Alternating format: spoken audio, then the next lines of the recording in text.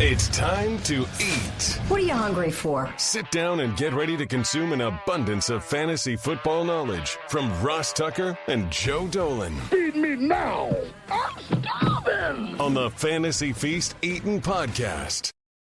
Yeah, let's eat, baby. It is the Fantasy Feast Eatin' Podcast, presented, of course, by DraftKings. I'm Ross Tucker, former NFL offensive lineman, 5 teams, 7 years. Now I do 5 podcasts over the course of 7 days of the week. Funny how that works, I guess. You can check us out on social media at Ross Tucker Pod. My personal accounts are at Ross Tucker NFL for Twitter and Instagram and TikTok, or Facebook.com/Ross Tucker NFL. You can always check out the show, and I know a lot of you do now, on YouTube, either just to have the video there or to have it playing on your laptop or your device while you're doing other work, which is cool. YouTube.com/Ross Tucker NFL. We are continuing Joe's epic Tears of Dolan, which we absolutely love. And by Joe, of course, I mean Joe Dolan at FG_Dolan on Twitter. He is the fantasy gangster. He is the man over at fantasypoints.com, which I don't know how many guys. You guys have over 20 people now, don't you, Joe? You count everybody up, contributors, everybody. It feels like it. Yeah, we do. I mean, we have a small number of full-time employees, but we're expanding. We're getting into the data charting business as well, Ross, because, our guys, Graham Barfield and Scott Barrett, who are really our data analysts, we're getting frustrated with some of the lack of forward-facing things in terms of fantasy tools out there. So we were like, why don't we just do it ourselves? So we're getting into that, Ross. We are expanding at fantasypoints.com, but smartly. You don't want to expand stupidly. You don't want to just go out, all right, let's just pay 400 people. No, it's got to be the right people. So that's exactly what we're doing.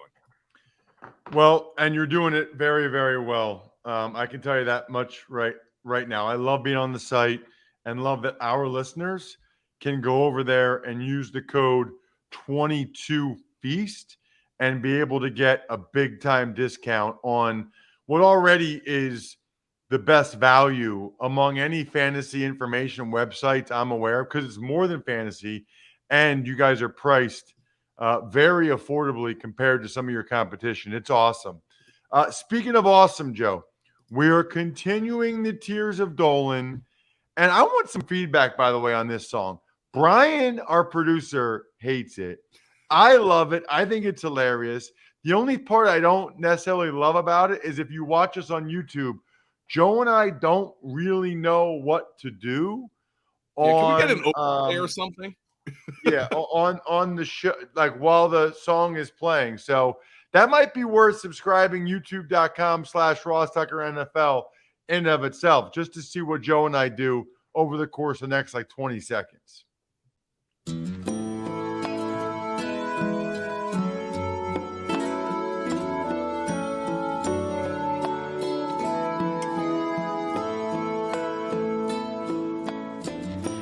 Will I win my league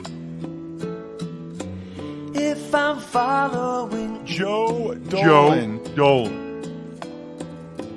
Am I drafting Zeke if I'm following Joe Dolan? I'm at the turn. 2 picks to burn, but I know I won't go wrong with Tears of Joe Dolan. All right, Joe, that song is elite. Let's talk about the wide receivers that are elite, and in this case, that means in your mind should be taken at the top of the first round.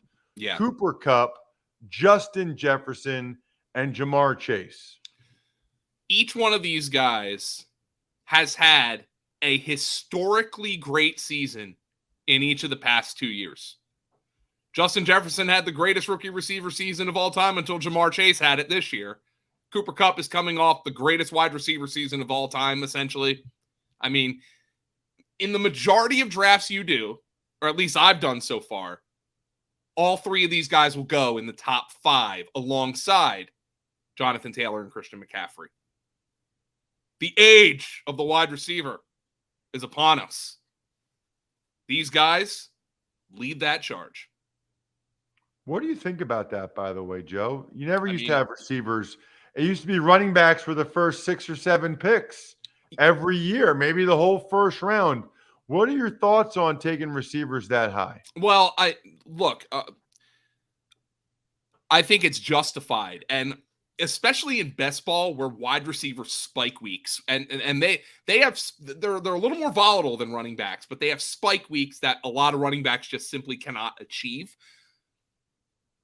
Our guy Scott Barrett just broke down for season-long leagues, though, in a piece called Anatomy of a League Winner, where he argues that running backs are still king.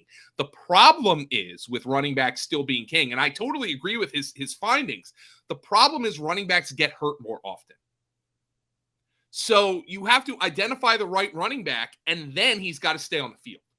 So there's a little, not that these receivers can't get hurt, of course they can, but it brings the luck of fantasy into it a little bit more.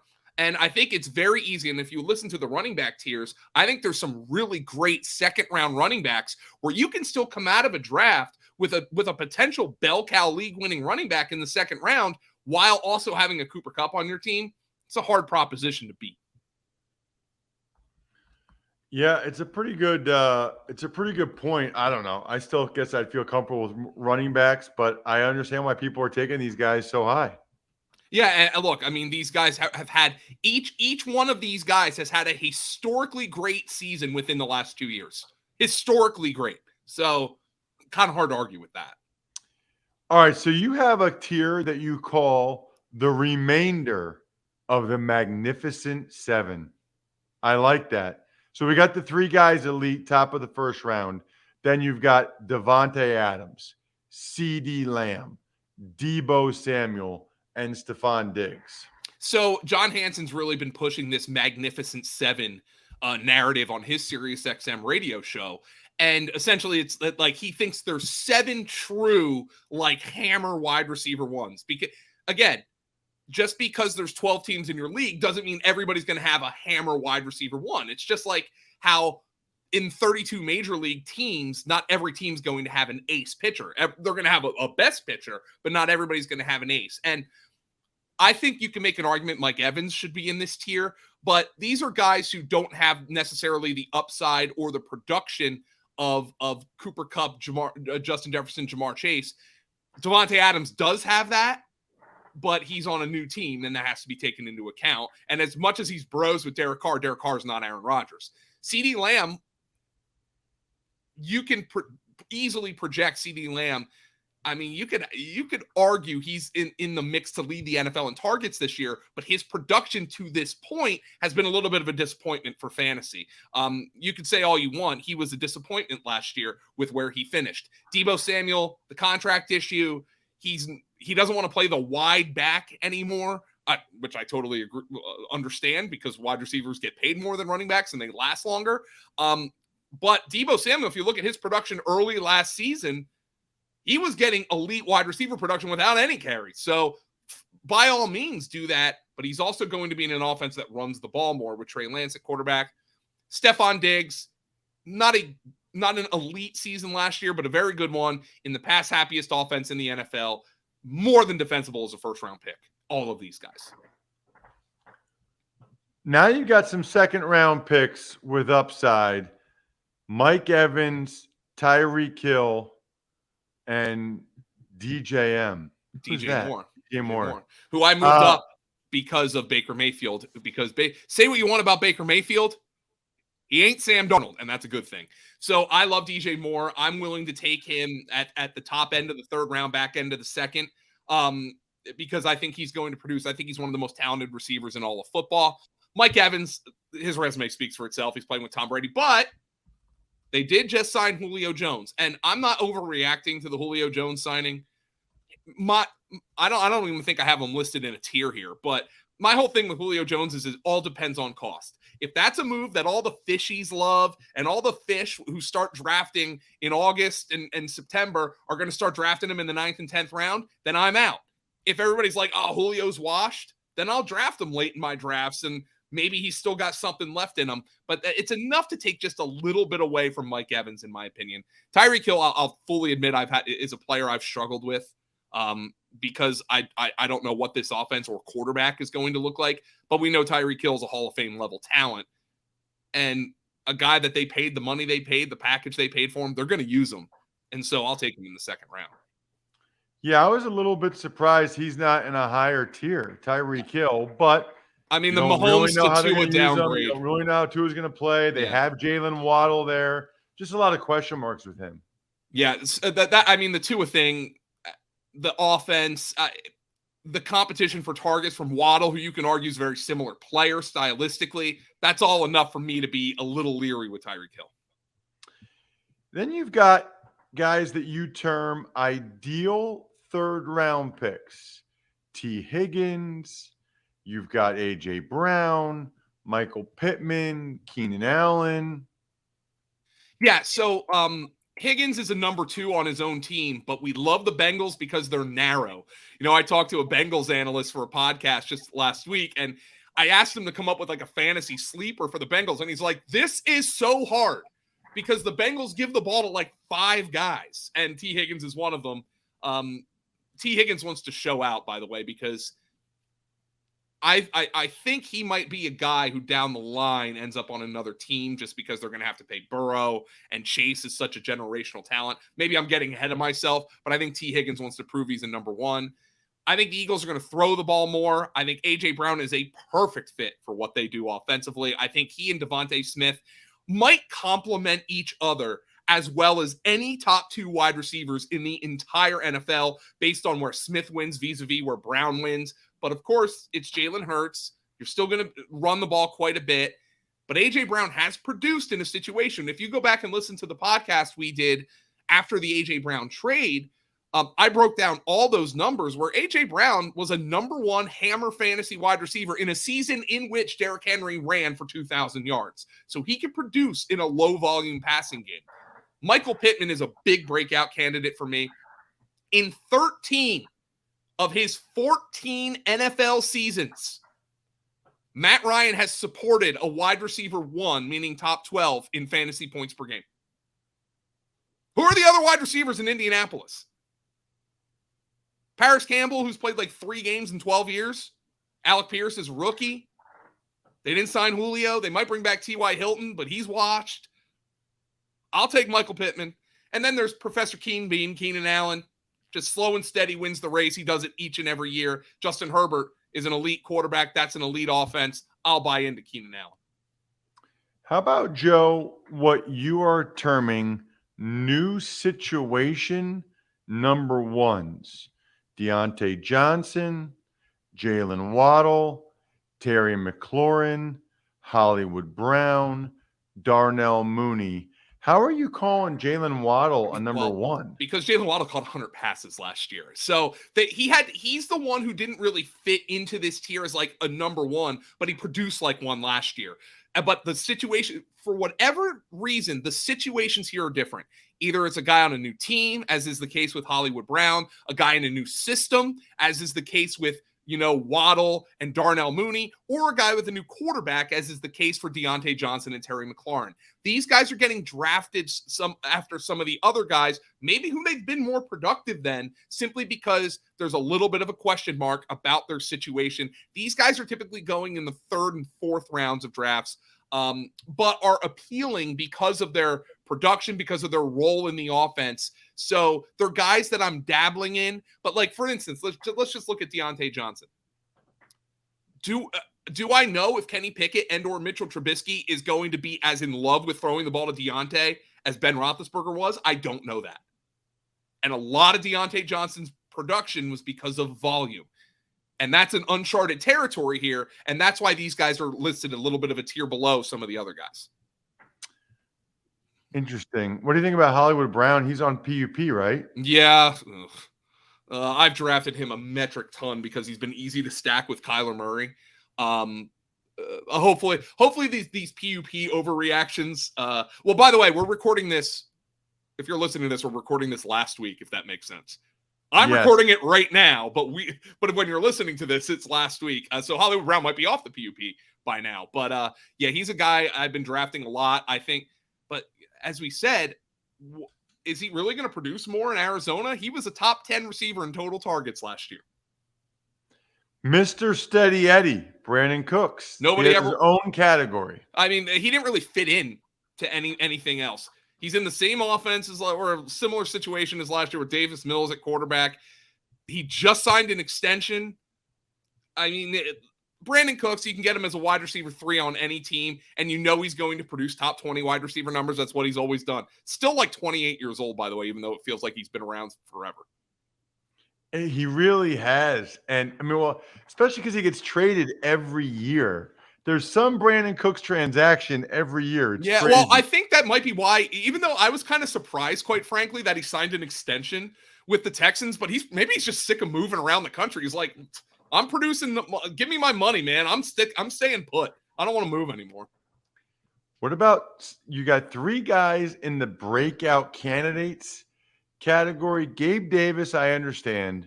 Rashad Bateman, I understand. Mike Williams in the breakout candidate bucket, I think, is interesting. Well, I put him here because he's not a number 1. That's Keenan Allen. And in my next tier, I have guys in new situations who aren't number 1, but he's not in a new situation. My question here is, we saw at the beginning of last year that like the first month of last season, it looked like Mike Williams was going to be a league-winning wide receiver, and he produced, but his production really fell off after that first month. If Keenan Allen is a step slower this year, and I still have him ranked as a third-round pick, excuse me, maybe this is the year Mike Williams becomes the alpha 1 in a Justin Herbert offense, and we know what kind of production that could be. That could be Mike Evans level production. So that's why I have him here. Even though he's already broken out, I wonder if there's another step to the Mike Williams experience. You know, that they paid him, and they paid him early in the offseason $20 million a year. They like Mike Williams. And that's why I have him here in this tier, although he doesn't fit neatly or as snugly as Gabe Davis and Rashad Bateman fit. You know, then you have, Joe, another category, which is interesting. New situation, but not number 1s. Well, I have Jerry Jeudy and Cortland Sutton both listed here. And the only reason I have them here is like, I'm not really sure which of those guys is going to be the number 1. You know, I think Sutton more neatly fits into that, oh, he's Russell Wilson's ex-receiver guy. But Jeudy can play the Tyler Lockett role very well. Allen Robinson's in a great spot, but he's not the number 1 here. We know Cooper Kupp is with the Rams. And new situation is probably a little bit, I stretched the definition for Devontae Smith and Elijah Moore because they're in the same offense, but they also are guys who added some elite target competition this offseason. Devontae Smith is obvious, and A.J. Brown. Elijah Moore, he gets Garrett Wilson, one of the top 10 picks in the NFL draft, to come in and a battle for targets. So that's why these guys are a little bit down the board. Devontae Smith's been a guy who I just think A.J. Brown opens up the world for Devontae Smith, who is going to be so freaking hard to cover when he gets a free release off the line of the scrimmage as the Z receiver. You've got some guys that you're calling disrespected PPR gods, which I love. Amon-Ra St. Brown, Hunter Renfrow. I'm a big fan of your disrespected category. We talked about it last week with some of the running backs. These guys are disrespected. Why is it? Just because they're slot guys or not? Yeah, it's slot guys, not a lot of depth of target, you know, with the Lions. Amon-Ra St. Brown came basically of age last year when they really had no other options. And I think people are wondering, you know, they drafted Jameson Williams. They brought in DJ Chark. He can't possibly do as what he did last year. But, I mean, this was a guy who was from weeks 13 to 18, a 6-week stretch last year, the overall wide receiver 2 behind Cooper Kupp. And he's going in like the 5th and 6th round of drafts. I am buying on that. with Amon-Ra St. Brown. And I think Hunter Renfrow is one of the most mispriced players in all of fantasy football right now, especially if you're in a PPR league. What we have here is a young receiver, by the way. Hunter Renfrow, I believe, is 26, 27 years old. He is 26. He turns 27 in December. He is recently extended by the same team he's been on. He's coming off a 100 catch season. And he is like an 8th round pick in fantasy football. Now, I understand Devontae Adams is there. But Hunter Renfrow, to me, is a guy Derek Carr trusts. He is one of the single most mispriced players in all of fantasy football to me. You can draft him as a wide receiver 4. I will take him on any team because he produced as a wide receiver 2 last year. Look, I understand Devontae Adams is going to be there to be the alpha X receiver, but Hunter Renfrow is a young receiver coming off a 100 catch season who just got an extension with his team. And he's 5-6 rounds cheaper than Jalen Waddle, who you might argue is in a similar situation with a worse quarterback, by the way. Well, the only thing I would say about Hunter Renfrow is his new head coach, play caller, whatever, has a demonstrated history of feeding that position. Yeah, and featuring that guy. Yeah, exactly. I mean, look, I know it's a trope, but the slot receiver, if you want to throw in white slot receiver, does really freaking well in the Josh McDaniels offense. And that's look, Jacoby Myers caught 88 passes last year. So look, there's plenty of room for Hunter Renfrow to produce in this offense. How about you got a couple guys in what you're calling the quarterback issues tier? I mean, DK Metcalf, Amari Cooper. DK Metcalf is like 5 rounds more expensive than Tyler Lockett, despite having the same quarterback issues. For the love of God, Jimmy Garoppolo, go there and please help cure them of what ails them. And Amari Cooper, as of the recording right now, Ross, we have not heard about a Deshaun Watson suspension, which can come at any moment. I understand, but there's a reason why Amari Cooper is falling down draft boards now. If Deshaun Watson isn't suspended for whatever reason, Amari Cooper is probably going to end up in that 3rd, 4th round range of guys like put him in the new situation number 1s tier with Deontay Johnson, Jalen Waddle, Terry McLaurin, and all those guys. Then you have, speaking of suspension, you have injury suspension issues. Interesting that as when we're recording this, Chris Godwin, I don't think he was put on PUP. Michael Thomas is back and practicing today. We're recording this July 27th because of some travel when you guys are listening to this. We know about DeAndre Hopkins in the suspension and then Adam Thielen. Does the fact that Michael Thomas is back and Godwin wasn't on PUP, does that change your opinion at all? Michael Thomas hasn't scored a regular season touchdown in nearly 3 years. So, I mean, there's still a lot of questions here. Godwin is a guy that by the time you listen to this, his ADP will be rising. Of course, the Buccaneers also brought Julio Jones into the fold, which might suppress it a little bit. Our guy, Edwin Porras, who's our injury expert at Fantasy Points, isn't convinced Godwin's going to be 100%. The Bucs have no reason to push him, though, and they just signed him to an extension. So they obviously believe that he's kind of ready to go. These are just guys who, for whatever reason, people aren't pulling the trigger on. Some of them I'm in on more than others. I'm in on Godwin more than I'm in on Thomas. I'm in on Thielen more than I'm in on Hopkins. Thielen, by the way, is he didn't fit neatly into this tier, but he was banged up last year, and he's in his 30s now, which certainly is a not necessarily a harbinger of doom for a wide receiver, but certainly you'd rather your guy be 28, 29 than 32, 33. You've got a top tier rookies category. There's only 2 guys, Sky Moore and Drake London. Yeah, because of opportunity here. Kansas City has 1 million targets available. Sky Moore's already been making plays in training camp. I hate that phrase, turning heads, but that's what he's been doing. Drake London, target opportunity in Atlanta. I know Drake London was a polarizing prospect on draft Twitter, certainly even among some of the bigger names. Greg Cosell didn't love him. Other guys did. But there's going to be opportunity for him in Atlanta to produce. And with the lack of he is facing a less competition for targets than guys like Chris Olave, Jahan Dotson, Garrett Wilson, which is why Drake London is getting drafted earlier than them. Then you have a category, middle round guys in new spots. Christian Kirk, Russell Gage, whom I know you love, Robert Woods, Juju Smith-Schuster, MVS.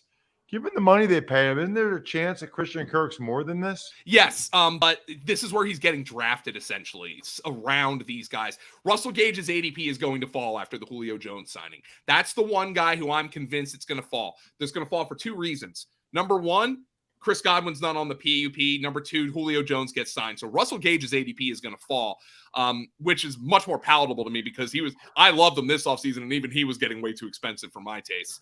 Christian Kirk, I'll buy on, even though people think he got overpaid, and maybe he did, but they gave him a lot of money. Robert Woods, he's fine. Ninth, 10th round pick is like a wide receiver 5. I don't really have a lot of love for that, but it's fine, especially if I have some upside guys who I drafted earlier. I am on the record. I've planted my flag. I think Juju Smith-Schuster is way too expensive vis-a-vis Sky Moore and especially MVS. There is a chance I'm wrong. He's playing with Patrick Mahomes, but based on the draft capital invested in Moore, based on the money they gave MVS, which was a lot more than they gave Juju, I'd much rather have MVS at cost than Juju. So I am ranking Juju way below where he is going in drafts. Middle round, again, but these are the breakout candidates. Kadarius Toney, Allen Lazard, Brandon Ayuk, Rondale Moore. I saw my autocorrected it to Mondale Moore, the failed vice presidential candidate.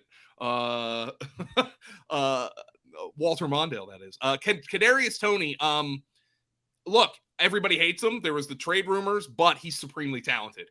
And he's discounted. I'll take him. Allen Lazard very well could be the number one wide receiver for Aaron Rodgers, and he's like a 10th round pick. Hello, Christian Watson, as of recording, is on the PUP list, by the way, the rookie wide receiver.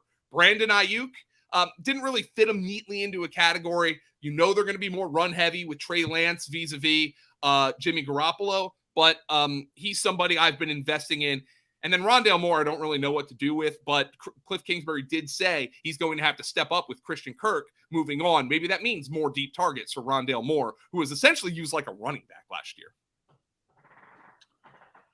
You got a whole category of boring middle round vets. Tyler Lockett, Tyler Boyd, Kenny Galladay. Yeah, Tyler Lockett's a guy who, I've drafted only because he is so much cheaper than DK Metcalf, and their situation is exactly the same. So Tyler Lockett's a guy who's just falling down. These are guys nobody wants to draft. Tyler Lockett's falling down boards because he's inconsistent first and foremost, but now they've got the bad quarterback situation, yet DK Metcalf remains pretty expensive. There's a little bit of a disconnect there. I'll buy Tyler Lockett on the chance that they actually get competent quarterback play, whether it's one of the two guys they have or they trade for Jimmy Garoppolo. Tyler Boyd, wide receiver 5, I'll take him all day. He's in one of the best offenses in football. I'm not as in on Kenny Galladay. I'd much rather have Kadarius Toney. They're priced similarly, but I could see why you might be more optimistic with the Brian Daboll offense. Last but not least, the next tier of rookies, you have it. Jahan Dotson, Garrett Wilson, Chris Olave, Treylon Burks. Not as high because you don't think they have as much of an opportunity, I'm assuming. Right, and Treylon Burks just got off to a bad start. Now, in theory, he's got great target opportunity. You might argue he's got better opportunity than Drake London because he doesn't have to contend with Kyle Pitts, but he just got off to a bad start. Olave, I think, is a certain kind of receiver. I think ideally he's somebody who catches like 50 balls for 750 yards for them, which isn't going to be great for fantasy. Dotson and Garrett Wilson have a lot of target competition. And then I haven't even listed Christian Watson, who I think is ridiculously overpriced at this point. His name is Joe Dolan. He's an absolute stud. Please follow this man on social media at FG_Dolan. I'm at Ross Tucker NFL. We're at Ross Tucker Pod. Love fantasypoints.com and that code 22Feast. Love those of you that rate and review the show. Please spread the word about these awesome tiers. It's been fantastic the last few weeks. Quarterbacks, running backs, today wide receivers, next week tight ends, and then we'll have plenty of preseason football to talk about and see if we're changing any of these opinions based on it. Other than that, I'm stuffed. We're done. Thanks for listening to the Fantasy Feast podcast. Make sure to also subscribe to the Ross Tucker Football Podcast, Even Money, Business of Sports, and the College Draft. All available at Apple Podcasts, rosstucker.com, or wherever podcasts can be found.